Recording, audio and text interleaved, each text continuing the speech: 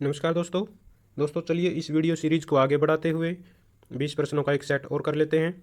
सबसे पहले ड्यूटेरियम के नाभिक में होते हैं, तो ड्यूटेरियम के नाभिक में कितने क्या होते हैं?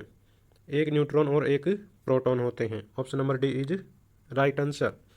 Next one number 22। देखिए बता दूं मैं आपको कि 20 प्रश्न इससे पहले वाली वीडियो में हो चुके हैं। 20-20 प्रश्नों की वीडियो ये होती हैं। नेक्स्ट, जैसे यूरेनियम में समस्थानिक होते हैं, तो यूरेनियम में समस्थानिक दोस्तों ऑप्शन नंबर बी 238 समस्थानिक होते हैं। ठीक है, यूरेनियम में 238 समस्थानिक होते हैं। नंबर 23, हाइड्रोजन के समस्थानिक कितने होते हैं? तो हाइड्रोजन के समस्थानिक दोस्तों ऑप्शन नंबर डी 3। ठीक है, 3 होते हैं। नेक्स्ट वन नंबर 24, अनिश्चितता के सिद्धांत का प्रतिपादन किसने किया था? तो अनिश्चितता के सिद्धांत का प्रतिपादन हाइजेनबर्ग ने किया था। Heisenberg, option number B is right answer. 25, स्थिर ताप पर गैस का आयतन कम करने से उसका दाब पर क्या असर पड़ता है? ये दोस्तों option number C is right answer, बढ़ जाता है। ठीक है, स्थिर ताप पर गैस का आयतन कम करने से उसका दाब बढ़ जाता है। नेक्स्ट क्वेश्चन देख लेते हैं, नंबर 26, परमाणु भट्टी में कौन सा ईंधन प्रयुक्त होता है? तो परमाणु भट्टी में दोस्तों कौन सा ईंधन प्रयुक्त किया जाता है जिसे बिजली बनाते हैं हम? यूरेनियम। ठीक है, यूरेनियम, यूरेनियम से बिजली बनती है, यूरेनियम 235। नेक्स्ट है, भोपाल गैस दुर्घटना में किस गैस का रिसाव हुआ था? तो भोपाल जो गैस दुर्घटना हुई थी मध्य प्रदेश की राजधानी में, उसमें एक जहरीली गैस का रिसाव हो गया था। वो दिसंबर में हुई थी, 2 और 3 दिसंबर 1984 को। ठीक है, उसमें गैस का रिसाव हुआ था। ये थी gas methyl isocyanate, option number C, methyl isocyanate. बहुत ही जहरीली गैस होती है। इसके रिसाव के कारण बहुत सारे लोग क्या है, सोते सोते ही मर गए थे। नंबर 28, सिंदूर का रासायनिक नाम क्या है? तो सिंदूर का रासायनिक नाम दोस्तों मर्क्यूरिक सल्फाइड है। ठीक है, सिंदूर में पारा होता है तो मरकरी बोलते हैं पारे को, तो मर्क्यूरिक सल्फाइड उसका रासायनिक नाम है। Next one, radio carbon dating से किसका निर्धारण होता है?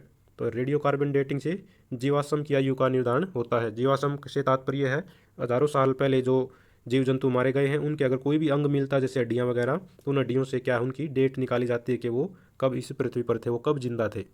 नेक्स्ट वन, सूर्य की किरणों का कौन सा भाग सोलर कुकर को गर्म करता है? तो सोलर कुकर का आपको पता होगा कि उससे सूर्य के प्रकाश से क्या उसमें खाना पकाया जाता है या फिर गर्म करने के लिए ज़्यादातर यूज किया जाता है। तो यह है ऑप्शन नंबर ए, इंफ्रारेड किरणें। आपको बता दूं कि इंफ्रारेड किरणें क्या हैं, गर्म होती हैं। और इंफ्रारेड किरणों से ही क्या है, ऐसे चश्मे भी बनाए जाते हैं जिनसे अंधेरे में देखा जा सकता है। ठीक है, क्योंकि प्रत्येक जीव क्या है, गर्मी का उत्पादन करता है, गर्मी छोड़ता है। शरीर की गर्मी के कारण इंफ्रारेड किरणें जो छोड़ता है कोई भी वस्तु, उससे दूर से दिखाई दे जाते हैं अंधेरे में भी। नेक्स्ट आगे बढ़ते हैं, ताप के केल्विन स्केल में जल का क्वथनांक कितना होता है? तो केल्विन स्केल पर, ठीक है, एक केल्विन होता है, कैलोरी होता है, सॉरी कैलोरी ऊर्जा का मात्रक होता है वो। केल्विन जैसे तापमान नापते हैं, फ़ारेनहाइट में नापते हैं, डिग्री सेल्सियस में भी नापते हैं। तो केल्विन में कितना होता है देख लीजिए, ऑप्शन नंबर सी 373 केल्विन। ठीक है, ताप के केल्विन स्केल में जल का क्वथनांक, क्वथनांक यानी कि उबलना, तो 373 केल्विन पर क्या है, जल उबल जाता है। नेक्स्ट वन है, निम्न में कौन सबसे कठोरतम धातु है?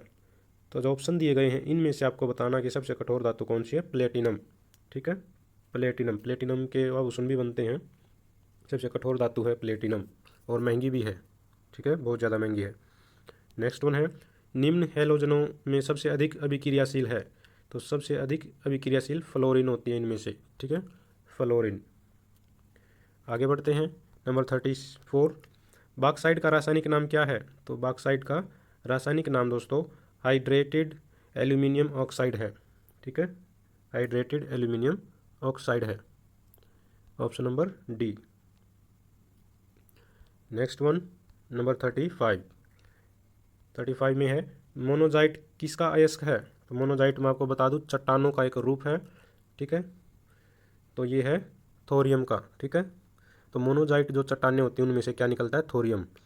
थोरियम आपके भारत में केरल के जो समुद्री तट हैं उनके आसपास भी पाया जाता है। ये एक रेडियो एक्टिव पदार्थ होता है, जैसे यूरेनियम होता है। ठीक है, यूरेनियम बहुत ही रेडियो एक्टिव तत्व होता है जिसे परमाणु बम बनाए जाते हैं। ठीक है, उसी श्रेणी में आता है थोरियम भी। नेक्स्ट वन, आगे बढ़ते हैं। कौन सी अधातु कमरे के तापमान पर द्रव अवस्था में पाई जाती है? तो यह है ब्रोमीन। ब्रोमीन क्या है? अधातु है और तरल अवस्था में पाई जाती है। और एक धातु भी ऐसी है जो तरल अवस्था में पाई जाती है, वो है पारा। ठीक है, जो थर्मामीटर में होता है। दो क्वेश्चन ये बिल्कुल सेम है, थोड़ा सा पेपर में ध्यान से करना है इन चीज़ों को। अगर तरल अवस्था में धातु पूछता है तो पारा है, और अगर तरल अवस्था में अधातु पूछता है तो ब्रोमीन है। नेक्स्ट वन, नंबर 37, रेडियम प्राप्त किया जाता है। तो रेडियम किससे प्राप्त किया जाता है? Option number C, pitchblende से। ठीक है, पिच ब्लेंड से रेडियम प्राप्त किया जाता है। और रेडियम की खोज किसने की थी? मैडम क्यूरी ने। ठीक है, मैडम क्यूरी और पियरे क्यूरी, पियरे क्यूरी इनके फादर थे। इन्होंने रेडियम की खोज की थी, इनको इसके लिए नोबेल प्राइज़ भी मिला था। और इनकी मृत्यु भी इसी कारण हुई थी, क्योंकि वो रेडियो एक्टिव की चपेट में आ गए थे, किरणों की।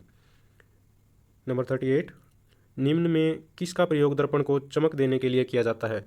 तो दर्पण में चमक जो होती है, शीशे की चमक, जिससे चेहरा दिखता है जिस साइड से, वो चमक किस चीज़ की होती है?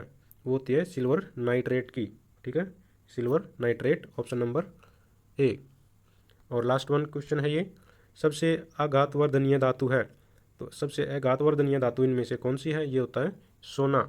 ठीक है, आघातवर्धनीय से तात्पर्य है दोस्तों कि ऐसी धातुएं जिनको पीट कर चादर बनाई जा सकती है, जिसको ज़्यादा फैलाया जा सकता है। आपको बता दूं कि धातुओं के दो गुण होते हैं, एक तन्यता और एक आघातवर्धनीयता। तन्यता में जो सबसे लंबा तार बनाया जा सकता है उसका खींचकर पतले से पतला, तो वो भी सोना ही होता है। ठीक है, और आघातवर्धता भी, यानी कि उसको पीट कर अगर चादर बनानी हो पतली, बिल्कुल पतली से पतली, तो वो भी सोने की ही बनाई जा सकते हैं। इनमें से सबसे ज़्यादा आघातवर्धता और तन्यता सोने की ही होती है। तो ये थे आज के महत्वपूर्ण प्रश्न, उम्मीद आपको पसंद आएंगे। और पसंद आते हैं तो चैनल को सब्सक्राइब कर लीजिए, दोस्तों के साथ शेयर ज़रूर कीजिएगा, जिससे चैनल के सब्सक्राइबर बढ़ सकें। आज की वीडियो के लिए थैंक यू वेरी मच।